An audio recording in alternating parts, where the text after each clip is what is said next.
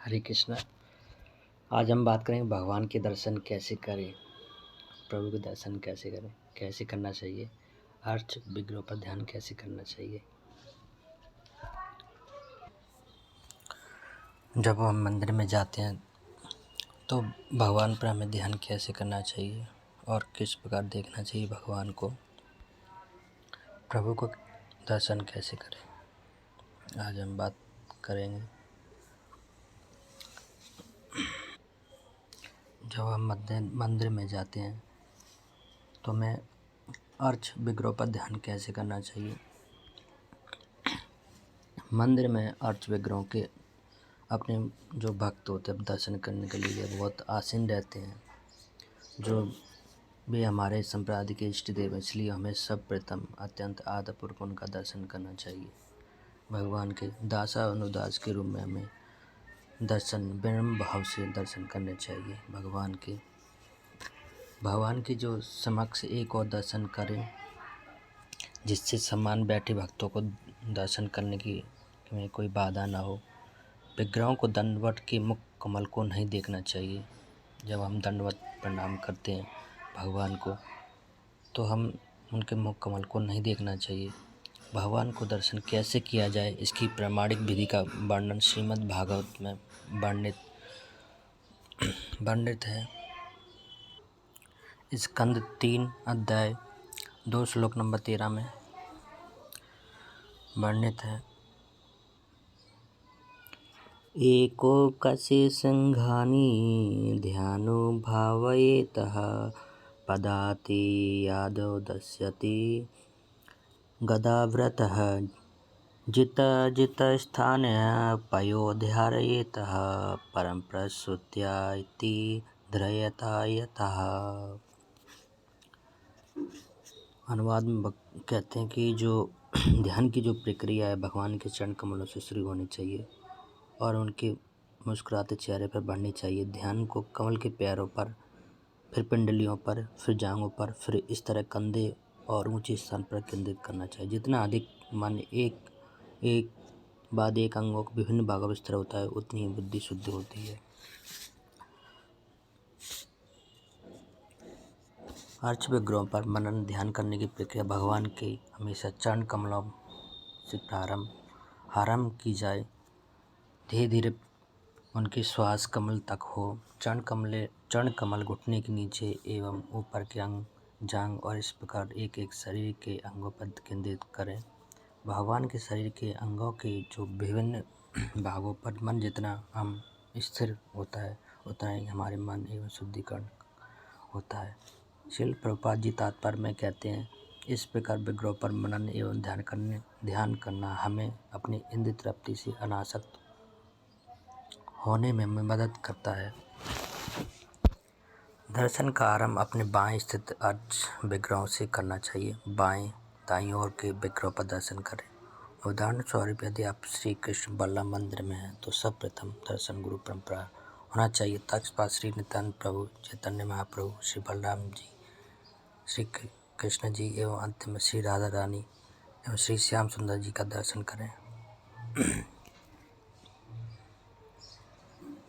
करें।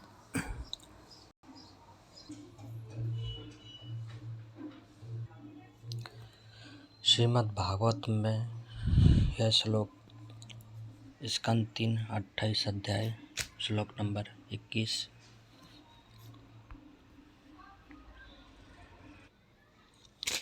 संचितयेत भगवतः शरणारविन्दः व्रज कुशवहाध्वेज सरोह रोहालन्दिनाम यमम् उत्तरायणकरंट विलयन संग चक्रवालः जयोते तस्नाभिराहै तमा हृदय स्कांत्रराकारम्। भगवान के जो चरण कमल है, भक्त को सबसे पहले अपने मन को भगवान के चरण कमलों पर केंद्रित करना चाहिए, जो ब्रज, अंकुश, ध्वज और कमल के निशान से सुशोभित है। उनके सुंदर रूपी नाखून की शोभा चंद्रमय परिक्रमा का सम्मान और किसी के दिल की घनी उदासी को दूर कर देती है। यहाँ भगवान के जो शाश्वत स्वर्ग का वर्णन किया गया है। भगवान के जो तलवे हैं को ब्रज, ध्वज, कमल के फूल, अंकुश जैसी विशिष्ट रेखाओं से दर्शाया गया है। उनके पैर के नाखून की चमक जो शानदार ढंग से उड़ी हुई चंद्रमा की रोशनी के समान है। यदि कोई योगी भगवान के तलवों के निशान और उनके नाखून की चमक को देखता है तो वह भौतिक अस्तित्व में अज्ञान के अंधेरे से मुक्त हो सकता है। यह मुक्ति मानसिक चिंतन से नहीं बल्कि भगवान के चमत्कार और पैर के नाखूनों से निकलने वाले प्रकाश को देखने से प्राप्त होती है। दूसरे शब्दों में, यदि व्यक्ति भौतिक अस्तित्व के ज्ञान के अंधकार से मुक्त होना चाहता है तो उसे सबसे पहले अपने मन को भगवान के चरण कमलों में स्थित करना होगा।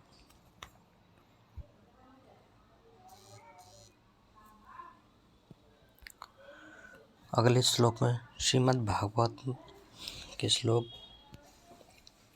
स्कंद 10 श्लोक अध्याय 14 श्लोक नंबर 58।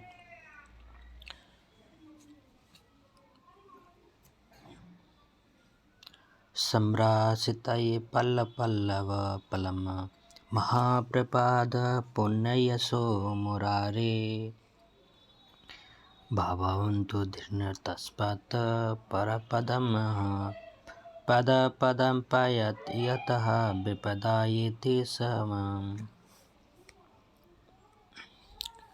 जिनसे उन भगवान के चरण कमल रूप नाम को ध्यान कर लिया है जो दृश्य जगत के आश्रय हैं और मुकुंद नाम से विख्यात अर्थात मुक्ति के दाता है, उनके लिए भवसागर गोरुक में समय जल के समान है। उनका लक्ष्य परम पदम है अर्थात वह स्थान जहाँ भौतिक कष्ट नहीं है, या कि वैकुंठ है वह स्थान नहीं जहाँ पद पद पर संकट हो।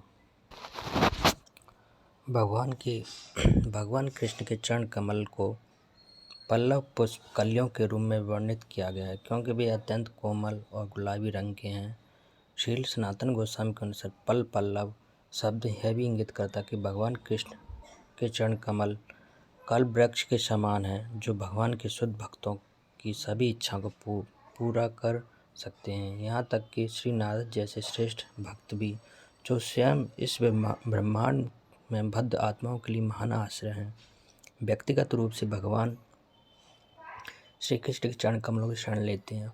इस प्रकार यह स्वाभाविक है। जब भगवान कृष्ण ने स्वयं को वृंदावन के सभी युवा लड़कों और बच्चों के रूप में प्रकट किया, उनके माता पिता पहले की तुलना में उनके प्रति अधिक आकर्षित हुए। भगवान कृष्ण सभी सुखों के भंडार हैं और सर्व आकर्षक होने के कारण सभी प्रेम के चरम पात्र हैं।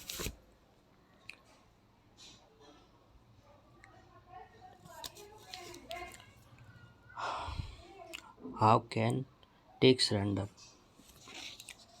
हम अपनो आत्मसमर्पण कौन ले सकता है? समर्पण कैसे करना, कौन ले सकता है? जो ये प्रेम विवर्त से है, श्रील जगन्नाथ पंडित जी के द्वारा रचित है। इसमें बताते हैं, सर्वाचार विवर्जितः तथा धियो व्रतः जगद्वांछक धम्मै कृति पनापेषु न्याम पर भाव इसका निष्ठुसन एकेश धन्वंतर पुत्र नृत सर्वे धमस्ते पी ही श्री गोविंद पर पदारविंद शरणम शुद्ध भवन्ति द्विजः Shri. For one, how take shelter of Lord Govinda lotus feet. All of his sins are attributed by chanting the Lord as holy name. He may an abominable breach, the biggest liar and the cheat, arrogant and egoistic, always given to sinful ways, and a grossly materialistic person attached to wife, children, and wealth. If one recognizes his offense and remorsely weeps and chants Lord Krishna's name, then very soon do his attachment advancement in devotional surrender. He is left to become a pure Brahman. जो व्यक्ति भगवान गोविंदा के चरण कमलों की शरण लेता है उसके सभी पाप भगवान के पवित्र नाम जप करने से नष्ट हो जाते हैं। भगवान के जो हमें इस भगवान के गोविंदा के चरण कमलों की शरण लेता है उसके सभी पाप नष्ट हो जाते हैं। भगवान के पवित्र नाम का जप करने से नष्ट हो जाए। वह एक घृणित व्यक्ति, दुष्ट, सबसे बड़ा झूठा और धोखेबाज, अभिमानी और अहंकारी हो सकता है। हमेशा पापी रास्ते पर चलने वाला होता है और पति, बच्चों, धन से जुड़ा एक घोर भौतिकतावादी व्यक्ति यदि कोई अपने अपराधों को पहचानता है और पश्चाताप करता है और भगवान कृष्ण के नाम का जप करता है तो भक्ति समर्पण प्रगति के कारण उसके पापों को शीघ्र ही प्रक्षालित हो जाता है।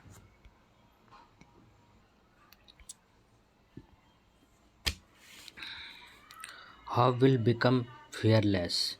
आप निडर हो जाइए। ये भजन है गोविंदा दास द्वारा रचित। भजहु रे मन श्री नंद नंदन। भजहु रे मन श्री नंद नंदन, अवै चरण अरविंद रे। दुर्लभ मानव जन्म सत संगे, तरहु एव भव सिंधु रे। O man, just worship the lotus feet, the son of Nanda, which make it fearless. Having overnighted the rare human worth, cross over the ocean of worldly extents through the ocean of saintly person. Govinda दास भजहु रे मन। हे मन, केवल नंद के पुत्र के चरण कमलों की पूजा करो जो मनुष्य को निर्भय बनाते हैं। इस मानव जन्म को प्राप्त करके संतों की संगति से इस संसार सागर से पार हो जाओ।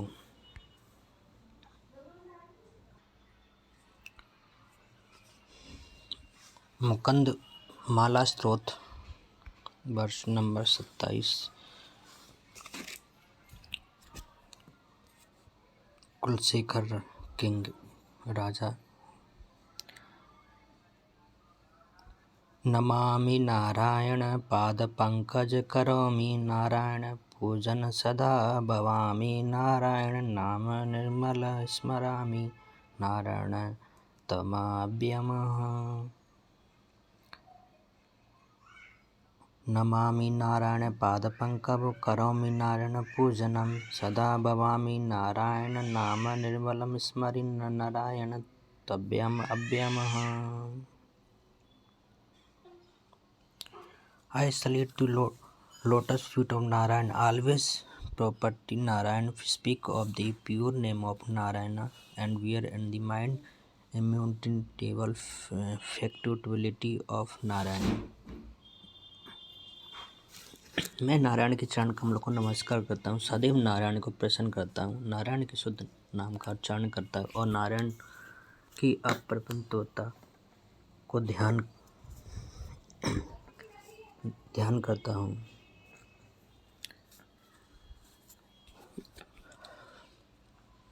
यह श्लोक एक शुद्ध भक्त राजा कुलशेखर के व्यवहारिक अनुभव का वर्णन करता है। इसके अलावा भगवान की विभिन्न सेवा में की तरह तत्लीनता न केवल राजा कुलशेखर के लिए बल्कि सभी सच्चे भक्तों की संभव है। भगवान की सेवा इस तरह 24 घंटे की संलग्नता एक बार शायद ही संभव हो, लेकिन हम भगवद गीता के 12वें अध्याय 9वें श्लोक में भगवान कृष्ण के शब्दों में प्रोत्साहन ले सकते। यदि आप बिन विचलन के अपना मन मुझ पर केंद्रित नहीं कर सकते तो इसका पालन करें। भक्ति योग के नियामक सिद्धांत पर इसका मुझे प्राप्त करने की इच्छा विकसित करें। राजा कुलशेखर पहले कहते हैं, नमामि, मैं प्रणाम करता हूँ। इसका तात्पर्य शारीरिक मानसिक रूप से भगवान के सामने झुकना है। इस प्रकार अपने पूर्ण अस्तित्व के साथ उनके प्रार्थना करना। जैसा कि भगवान चैतन्य ने कहा, उनके चरण कमलों में एक परमाणु हम प्रमाण करते हैं, क्योंकि हम सर्वोच्च भगवान की अल्पकन्या महानता को पहचानते हैं और हम सभी स्वयं की लघुता और उस पर निर्भर के बारे में जागरूकता की भीख मांगते हैं। भक्ति सेवा के नियामक सिद्धांतों को पालन करने के लिए अलावा अपने धार्मिक कर्तव्यों की आंतरिक गतिविधि पर जाने के लिए नियमित रूप से समय निकालना चाहिए। उन सभी सापेक्ष भूमिका पर जो हम अपने परिवार और अपने धार्मिक संस्थान में निभा सकते हैं, याद करने की कोशिश करके हम वास्तव में परमेश्वर और सभी जीवित प्राणियों के शाश्वत सेवक हैं। कृष्ण चेतना के उपदेशों को संदेश के प्रचार करता हुआ मानसिक परिणाम करना चाहिए। भगवान चैतन्य ने अपने अनुयायी को सलाह दी, यारे देखा ताहे कृष्ण उपदेश, जो भी मिले उसे कृष्ण की शिक्षाएं दो। इस आदेश का पालन करके हम सभी जीवित प्राणियों के भीतर मौजूद भगवान को विभिन्न श्रद्धांजलि अर्पित करते हैं। राजा कुलशेखर कहते हैं कि वे हर क्षण भगवान नारायण नाम जपते हैं। श्रील प्रभुपाद जी ने अपने अनुयायी को भी ऐसा करने की सलाह दी है। हमारे कृष्ण चेतना के आंदोलन में हमें अनुयायी को मोतियों पर लगाकर हरे कृष्ण मंत्र का जाप करना सिखा रहे हैं। यहाँ तक कि जो लोग इस अभ्यास के आदी नहीं है, उन्हें मोतियों पर कम से कम 16 माला जप करने की सलाह दी जाती है, ताकि वह प्रातिशिक किया जा सके। सदा का अर्थ हमेशा। हरिदास ठाकुर कहते निरंतर नाम लाओ, बिना रुके हरे कृष्ण का मंत्र जाप करें। हर समय जप करने के लिए व्यक्ति को चैतन्य महाप्रभु की सलाह का पालन करना होगा। अपने आप को सड़क पर पड़े भूसे से भी कम स्तर समझना और दूसरों को सम्मान देना। इस पर व्यक्ति भगवान के नाम का जप करना और प्रमाण करना दोनों में एक साथ जोड़ देता है।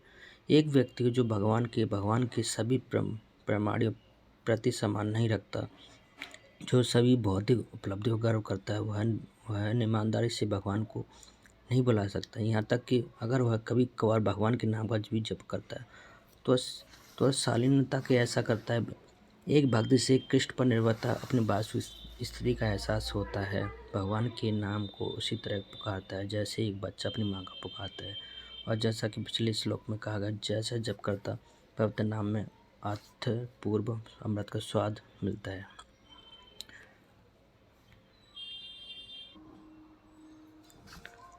राजा कुलशेखर ने 4 गतिविधियां की प्रस्तावित की हैं, जिनमें हमारा सारा समय बिना विचलित हुए व्यतीत होना चाहिए। भगवान को प्रणाम करना, उनकी पूजा करना, उनके पवित्र नाम का जप करना और उनके बारे में निर्णायक सत्य के बारे में सोचना।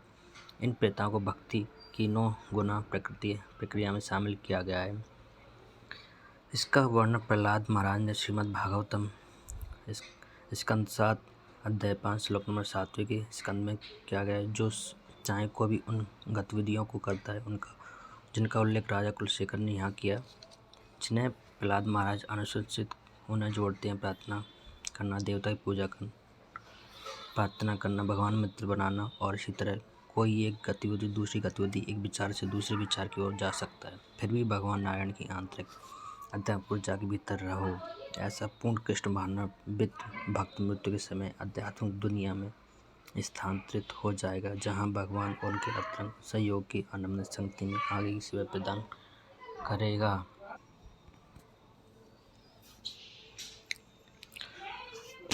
मुकंदमाला स्तोत्र वर्ष नंबर 33 पे कुलशेखर राजा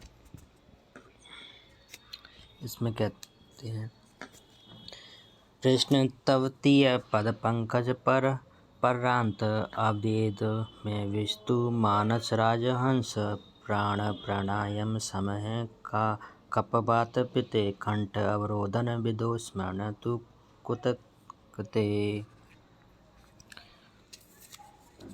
O Krishna, please my mind of intermittently yield to your lotus flower like feet, just as a flamingo enter into the labyrinth of the lotus flower stems, when at the moment of my last breath my throat become constrained by the action of the bodily Homer's here while and the flaming how will I will ever remember you।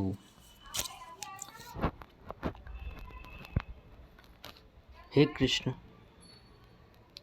कृपा करके मेरे मन को तुरंत आपके चरण कमल के फूल जैसे चरण कमलों की झुकने की अनुमति दे, जैसे राजहंस कमल के फूलों की भूल भुलैया में सभी प्रवेश करता है।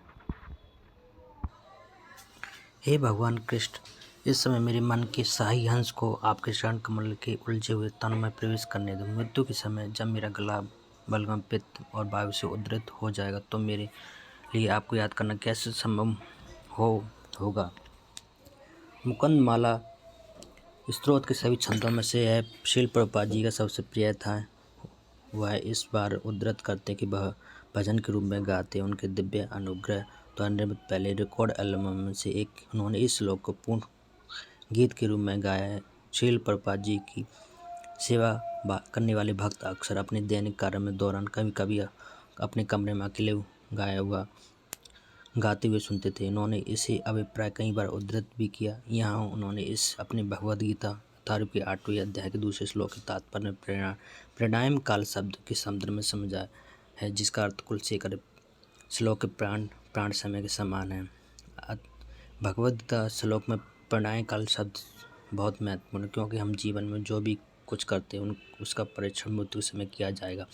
अर्जुन उन लोगों के बारे में जानने के लिए उत्सुक है जो निरंतर कृष्ण भावनामृत में लगे हुए हैं। उस अंतिम क्षण में उनकी स्थिति क्या होनी चाहिए। मृत्यु के समय अब सभी सारे कार्य बाधित हो जाते हैं और मन उचित स्थिति में नहीं होता।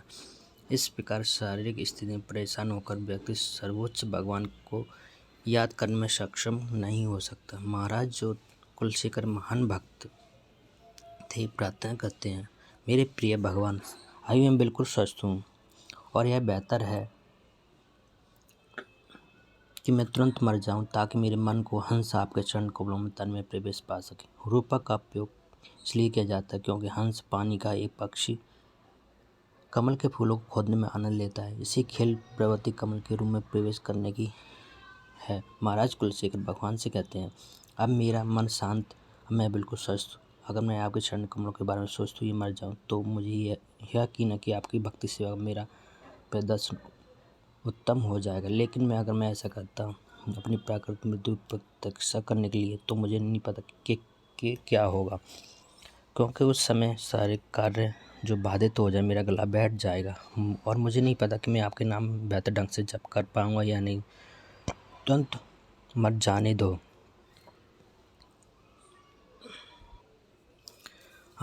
बाद में 8वें अध्याय में भगवान कृष्ण कहते हैं, मृत्यु का सटीक क्षण महत्वपूर्ण है। जब कोई व्यक्ति अपने शरीर को त्यागता है तो अपनी जिस अवस्था को याद करता है उन्हें रूप से अवस्था को प्राप्त करेगा।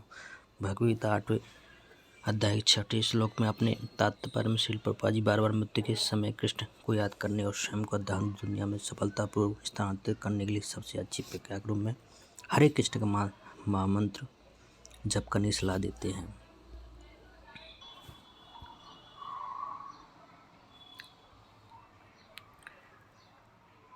श्रीमद् भागवतम में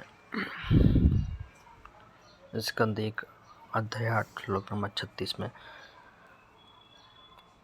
शृण्वन्ति गायन्ति गृह्णस्तत्क्षिणसः स्मृण्वन्ति नन्दन्ति त्वहैनत जनाः तवैव पश्यन्ति श्रीणात्वावक भवप्रवाहोकरं हो परम पादपंकजम्। हे कृष्ण, जो आपके दिव्य कार्यकलापों का निरंतर श्रवण कीर्तन तत्स्मरण करते हुए या दूसरों को ऐसा करने देख कर आश्रित होते हैं, निश्चय आपके उन चरण कमलों को दर्शन करते हो तो जन्म मृत्यु के प्रागमन को रोकने वाले हैं। भगवान जो है पूर्ण है और आत्मा उनका अंश है। इसलिए जीवात्मा नित्य धर्म है कि भगवान की सेवा करना भगवान की सेवा करना, क्योंकि अंश का कर्तव्य पूर्ण की सेवा करना। हम भगवान के दास हैं, हमें दास की भावना बनाए रखना चाहिए। कृष्ण समझाते हैं, जो व्यक्ति भक्त नित्य श्रवण कीर्तन और भगवान को याद करते हैं, दूसरे और दूसरों का देखकर ऐसा खुश होते हैं, हर्षित होते हैं, वे निश्चय उन चरण कमलों का दर्शन करते हैं। भगवान के जो चरण कमल उनका दर्शन कर जो मृत्यु के जन्म मृत्यु के चक्कर को पुराण रोकने वाले हैं।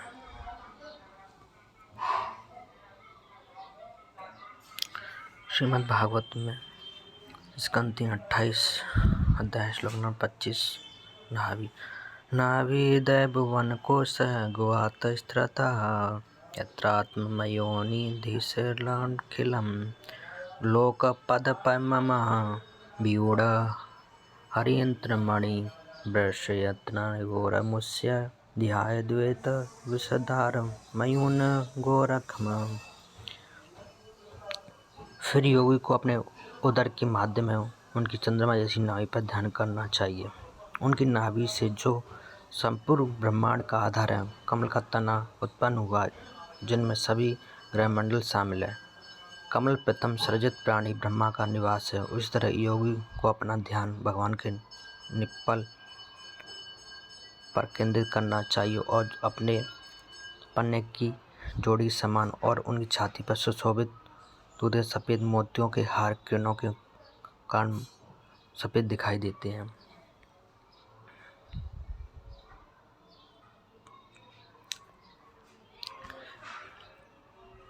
श्रीमद् भागवतम स्कंद 28 अध्याय श्लोक नंबर 24 जहाँ उरु सुप्रणभुजय योरुध्योद्बोधमानव योजो निद अतिशिका कुसुमभावो वासो व्याललंबित पीतः बरवासि वर्तमानः कांचीकलपरस्फुरभितं बिंबम्। इसके बाद योगी को अपने मन को भगवान की जांघों, जो किसी सभी ऊर्जा का भंडार है, के ध्यान में स्थित करना चाहिए। भगवान की जांघें अलसी के फूल की चमक की तरह सफ़ेद नीली हैं और जब भगवान को गरुड़ के कंधों पर ले जाया जाता है तो भी सबसे सुंदर दिखाई देती है। इसके अलावा योगी को उनके गोल कूलों को भी ध्यान करना चाहिए, जो एक कर्णधनी से घिरे हुए हैं, तो उत्तम पीले रेशमी कपड़े पर टिका हुआ है, जो उनके एड़ियों तक फैला हुआ है। मुकुंदमाला स्तोत्र 25 मद जन्मन फलइद मधु कथावारे कीटवारे मत प्रार्थनिद मद अनुग्रह ये स एव त्वदः भृत्य परिचारकं भृत्यस्य भृत्येतिमः स्मर लोकनाथः। O enemy Madhu and Kethav, O Lord of the universe, the perfection of my life and the most cherished mercy you could show me would be for you consider me the servant of the servant, the servant of the servant of the servant of the servant of the servant। चतुर्थ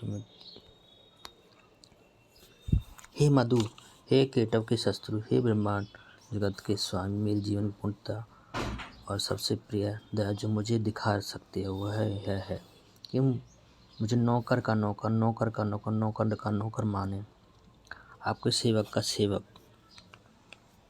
यह श्लोक सेवक शब्द को 7 बार दोहराने के कारण चौंका देने वाला है। कोई भगवान के लगभग उन सभी सेवकों की कल्पना कर सकता है जिनकी कुल शेखर सेवा करना चाहता है।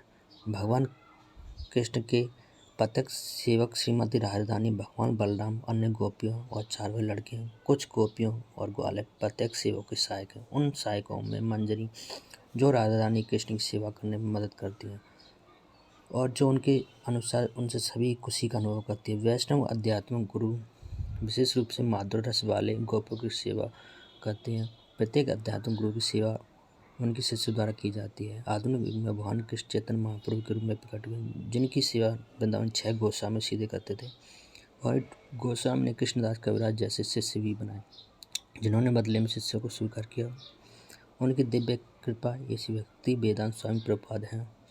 उस चैतन्य महाप्रभु की 11वीं आध्यात्मिक पीढ़ी जो वाक्यस्त्वद भृत्य भृत्य परचारक भृत्य भृत्य भृत्य स भृत्य न केवलम मनोभाव काव्य है, बल्कि यह पारंपरिक सटीक वर्णन प्रत्येक भक्त भगवान के पिछले सेवक की सेवा कर रहा है।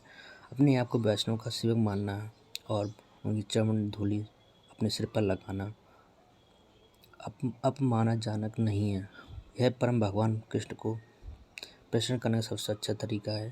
प्रहलाद महाराज ने अपने पिता से कहा, जब तक कोई विनम्रता पूर्वक वैष्णव की सेवा नहीं करता और उनके चरण कमल की धूल में स्नान नहीं करता, तब तक वह कभी भी कृष्ण की भक्ति प्राप्त नहीं कर सकता। राजा कुलशेखर कहते हैं, भगवान इस प्रार्थना को स्वीकार करते हैं। यह उनकी सबसे प्रिय दया प्रदर्शन करना, लेकिन वह इतनी बार सीधे सेवा से हटाने के लिए क्यों कहता है? केवल प्रभु का सेवक बनने के लिए क्यों ना मांगा जाए? इस कारण यह है कि परमेश्वर अपने सेवकों की सेवा प्रत्यक्ष सेवा स्वीकार नहीं करते, जैसा कि कृष्ण आदि पुराण में कहते हैं, मेरे प्रिय पास जो लोग मेरे भक्त हैं, वे मेरे भक्त नहीं हैं, लेकिन मैं जो लोग मेरे भक्तों के भक्त होने का दावा करते भी वास्तव में मेरे भक्त हैं। शुद्ध भक्त का उद्देश्य पूजनीय भगवान को प्रसन्न करना। एक बुद्धिमान वैष्णव जानता है उसके सबसे अच्छा क्या प्रश्न करे। भगवान के प्रामाणिक सेवकों में से कई बार हटा दिया गया सेवक बनना।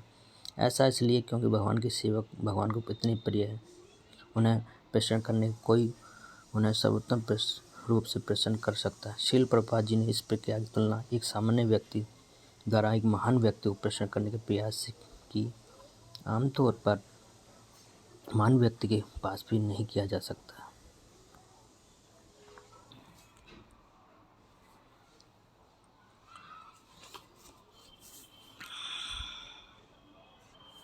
श्रीमद् भागवतम में स्कंद 8वां अध्याय श्लोक नंबर 25, नवपंकज नावाय नवपंकज जमालिने नवपंकज नेत्रायण नमस्ते पंकजांग्रगे। जिनके उदर के मध्य में कमल पुष्प के शहद करते हैं, जो सदैव कमल पुष्प के माला धारण करते हैं, जिनकी चितवन कमल पुष्प के समान शीतल है और जिनके चरण कमलों के तल में अंकित है, उन भगवान को सादर नमस्कार करती हूँ।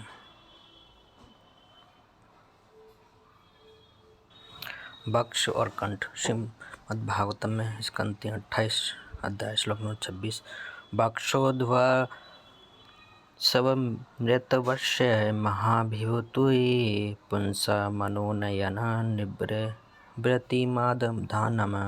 कंठ छेकोस्तु भवरेण विदुष्यान् कोर्ण्योन्मननस्य खिलालोक नमनस्कृतस्य। फिर योगी को भगवान की छाती पर ध्यान करना चाहिए, जो देवी महालक्ष्मी का निवास स्थान है। भगवान की छाती मन के लिए सभी दिव्यानंद आँखों के लिए पूर्ण संतुष्टि का स्रोत है। तब योग अपने मन को भगवान की गर्दन की छाती बननी चाहिए, जिनकी संपूर्ण ब्रह्मांड द्वारा आराधना की जाती है। भगवान की गर्दन कौस्तुभ मणि की सुंदरता को बढ़ाने का काम करती है, जो उनकी छाती पर लटकती है।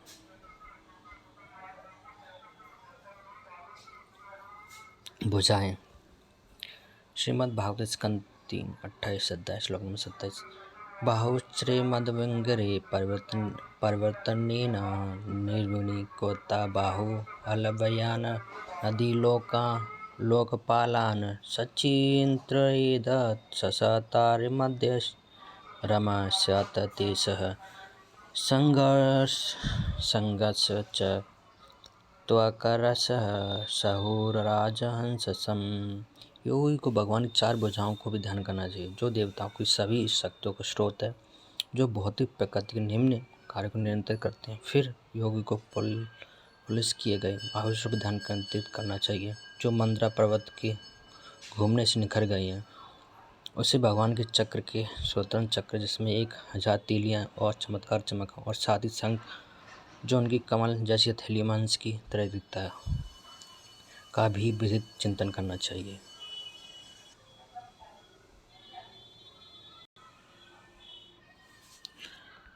श्रीमद्भागवत में स्कंद 1 अध्याय 9 श्लोक नंबर 24। सवदेवो देवो भगवान् प्रत्यक्षता कलेवरयादविन्दयः मौनस्याहम प्रसन्न हासरुण लोचन नोपल्लसः नमखुन्मुख्यामुञ्जो नियंत्र चतुर्भुजः।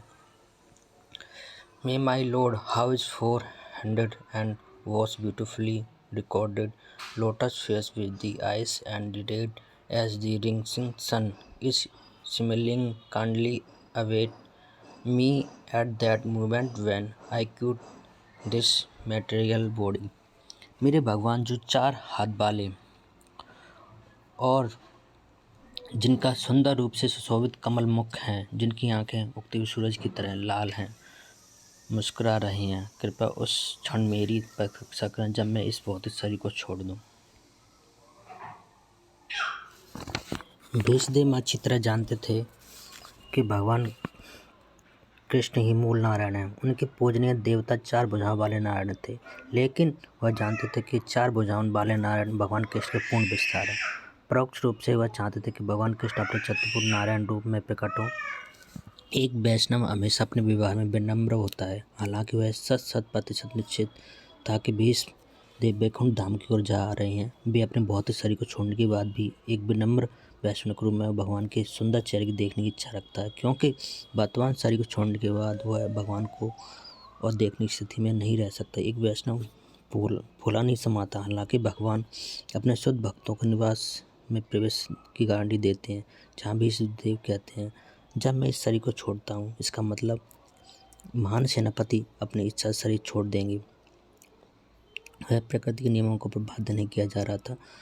वह इतना शक्तिशाली था कि वो चाहे उसके शरीर में रह सकता था। यह आशीर्वाद उन्हें अपने पिता से मिला। उनकी इच्छा यह थी भगवान अपने 4 हाथ वाले नारायण रूप में उनके सामने रहे, ताकि उन पर ध्यान केंद्रित कर सके। इस तरह ध्यान समाधि में रहे, तब उनका मन भगवान के चिंतन में पवित्र हो सकता है। इसी प्रकार चाहे कहीं भी जाए, कोई भी आपत्ति नहीं थी। एक शुद्ध भक्त कभी भगवान के राज्य में वापस जाने के लिए उत्सुक नहीं होता और पूरी तरह से भगवान की सद्भावना पर निर्भर है। यदि भगवान चाहते कि उन्हें रख जाना पड़े तो भी वह समान रूप से संतुष्ट हैं। एक शुद्ध भक्ति इच्छा एकमात्र इच्छा होती है कि बिना प्रवाह के भगवान चरण कुल चिंतन में हमेशा ध्यान मग्न रहे। भीष्म देव केवल इतना ही नहीं चाहते कि जिनका मन भगवान के चिंतन में लीन है और इसी प्रकार उनकी मृत्यु हो जाए। यह एक शुद्ध भक्ति सर्वोच्च महत्वाकांक्षा है।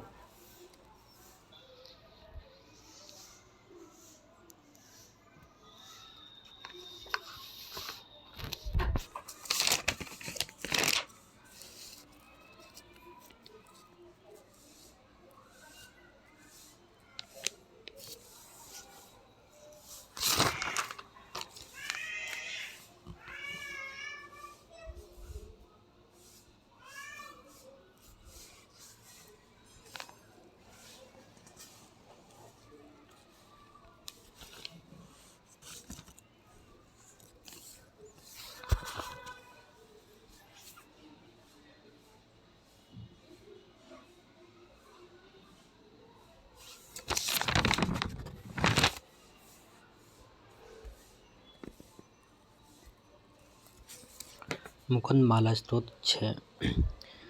दिवि वा भुवि मामस्तु वासो नरके वा नरकः अत प्रकाम अवधीरिति शरद अवरबिन्दो चरणात् मरणयपि चिन्तयामि।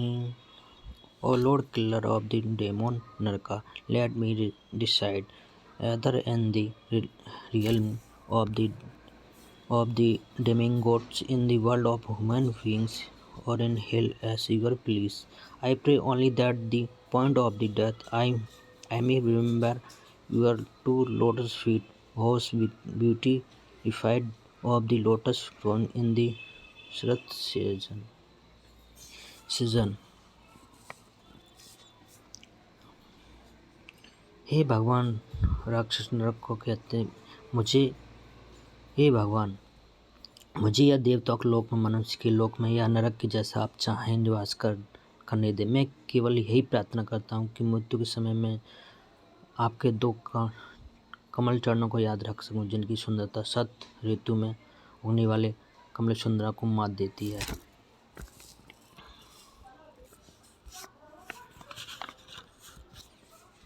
श्रीमद् भागवतम श्लोक स्कंद 1 अध्याय 9 श्लोक नंबर 33। त्रिभुवन कमनवन तलामेलवर्णम रवि करको वरुणाम्बरम धवाने बपूलम कोलाम प्रेत कोलाव्रता नमन प्रापज। श्री कृष्ण अर्जुन के घनिष्ठ मित्र वेश धराक पे अपने दिव्य शरीर सहित प्रकट हुए, जो तमाल वृक्ष से नीले रंग का है। उनका शरीर तीनों लोकों उच्च मध्य तथा अधोलोक में हरे दश करने वाला है। उनका चमचमाता पीताम्बर तथा चरण चरण मुख कमल मेरे आकर्ष का विषय बने और मैं किसी प्रकार के फल की इच्छा ना करूं।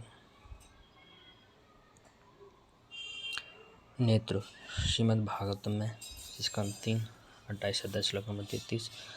तस्यावलोकमधिक कृपायति घोरत्राप प्रयतोपशनाम नित्रष्टयो क्षणो स्कनंद निक्षस्मतः तानो गुणतीत विपुल प्रसाद ध्यानेत्र चित्र विपुल भावन्या गुमायम।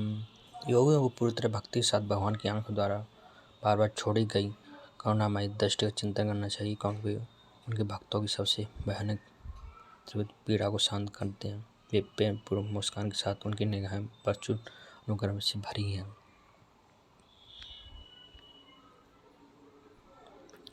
मुस्कान और बुआएं श्रीमद् भागवतम में स्कंद 3 28 अध्याय श्लोक नंबर 32।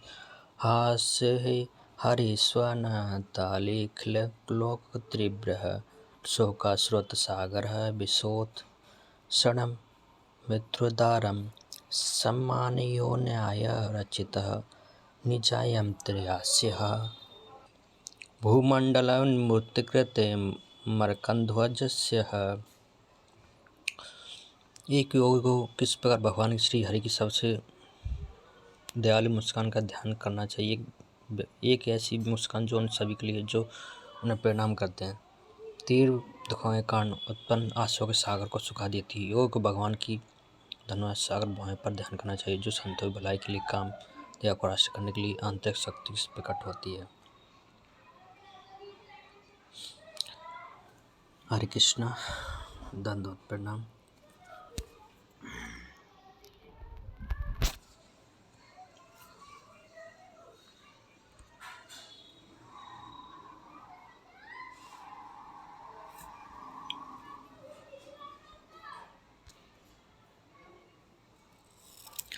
हरे कृष्ण, दंडवत प्रणाम।